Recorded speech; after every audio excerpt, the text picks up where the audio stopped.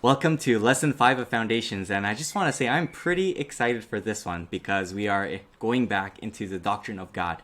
I know we talked in Lesson 2 about the attributes of God. We said that God is holy and love and righteous and just and mercy all at the same time, that God is one being and all these attributes are just manifestation of just one being of God. And so we established who God is, but now we're moving on and saying that this one God has always existed in three persons. So who is this God? And we are going to go first into the doctrine of Trinity to answer that, and then we're going to look specifically at the person of Christ, and then afterwards we're going to look into the work of Christ. And so that's going to be the topic for today. And in this very first video, I just want to introduce to you the doctrine of the Trinity. And the first thing I just want to say that the mystery of the Trinity is the mystery of God. Or should any of us be surprised that we don't fully understand God? If God indeed is an infinite being, as he says he is, we should certainly be able to we should certainly not be able to wrap our minds around him fully. And so, although what we know about the Trinity is true, there is much to be unsaid. And so, I just want to say that we should expect mystery, and it's unfair, in fact, incorrect to say that the mystery is a sign of a contradiction. There is no contradiction in the doctrine of the Trinity. Because when we say that God is one being and God is three persons, when we look at the term being and persons, these are not interchangeable. These are not the same things. When we say God is one being and person, unless the opponents of Christianity can establish that being is the same as persons, we don't have a logical contradiction here. And so we're going to get into that later, but I just want to say that we should be expecting mystery and be in one sense, content with it. Second, I want to say that the doctrine of Trinity is very practical. We need to understand the Trinity in order to understand the gospel. The Trinity, especially the correct articulation of it, it's not just, things that we just need to check off in our faith, but it's a very practical doctrine. And the reason is because we can't articulate the gospel without the Trinity. Imagine trying to share the gospel with your non-Christian friend and not use the Trinitarian language. It's not possible. When you share the gospel with your friend or coworker or family member, there's going to come a point where you have to say the sentence. You have to say, God sent Jesus, his son, to die on the cross. And when you say God sent Jesus, you're already raising Trinitarian questions of who is this God? Why does he have a son? Who is Jesus? Who's Jesus in relation to God? And so we need the Trinity in order to understand and articulate the gospel. Now, that said, doesn't it make sense all of a sudden why the doctrine of the Trinity comes out not in the Old Testament but in the New Testament? When we take the Old Testament just for what it's worth, today with New Testament eyes, we can see the Trinity everywhere in it, but when you just take the Old Testament for what it's worth, the Trinity doctrine is not revealed to us. It only is revealed to us as we get the New Testament. And the reason is because the gospel has not been fully revealed until the New Testament. And so alongside the revelation of the gospel, so do we get this new understanding of who God has always been since the beginning of time. And so the Bible gives us a progressive revelation of the Trinity, and we shouldn't be surprised by that, because it's not just God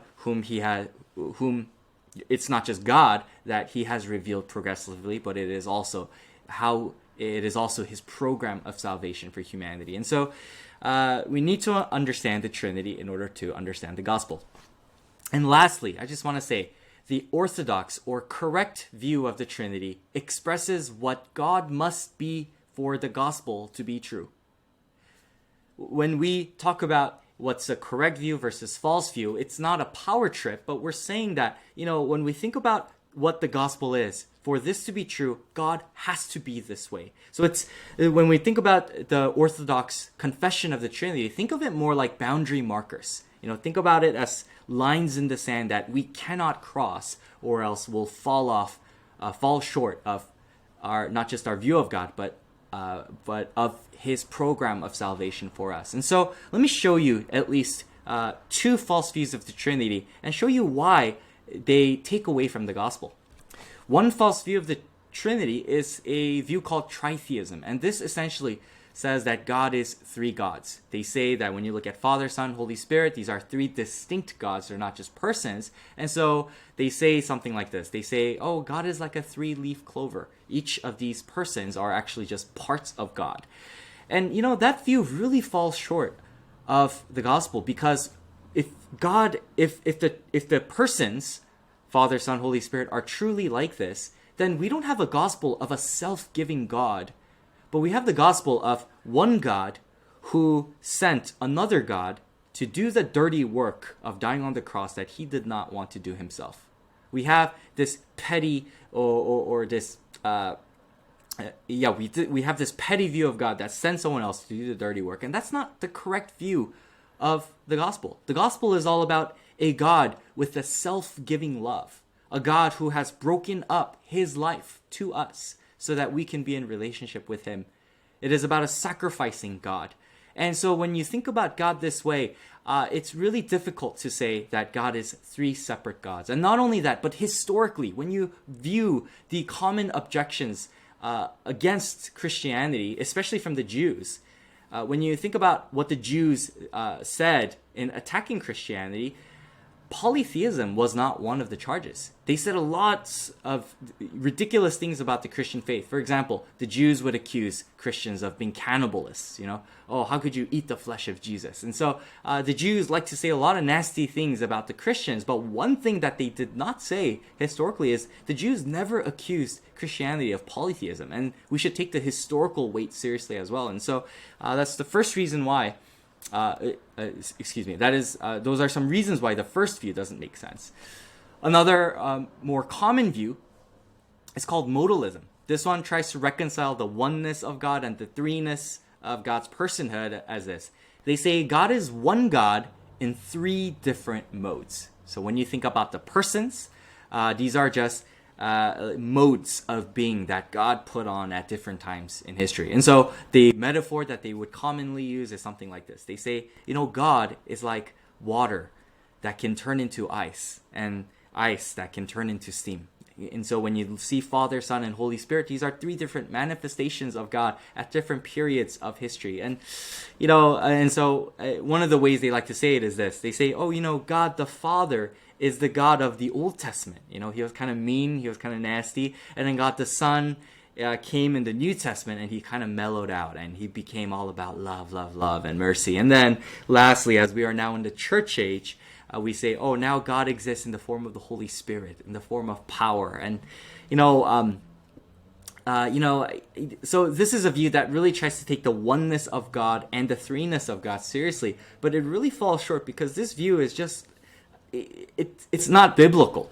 When you look into various passages in the New Testament, it's hard to see this view being advocated. So, for example, there are many instances when Jesus is depicted as praying to his Father.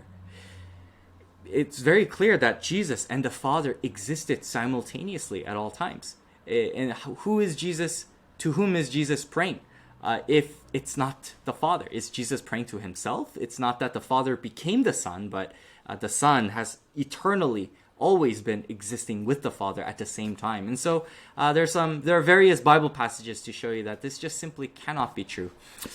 And so that said, I just want to close off with this one.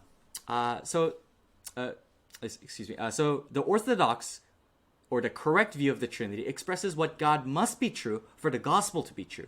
And any false view of the Trinity will distort our view of who God is. And so with that said, lastly, although the Trinity is important, I just want to emphasize that we are not saved through our correct articulation of the Trinity. We are saved through faith in Jesus Christ alone. So we're going to go into the tenets of the correct doctrine of the Trinity, but I just want to say that us being able to articulate this correctly is not what saves us. We are saved through Jesus alone.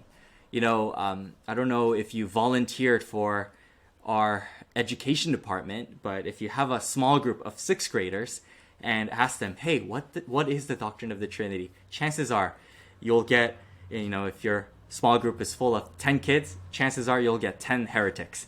But that's okay. we are not saved through a correct articulation of the Trinity, but we are saved through our faith in Jesus Christ. And so we'll get into that more later as well, but those are some groundworks that I just want to lay out before we begin our study.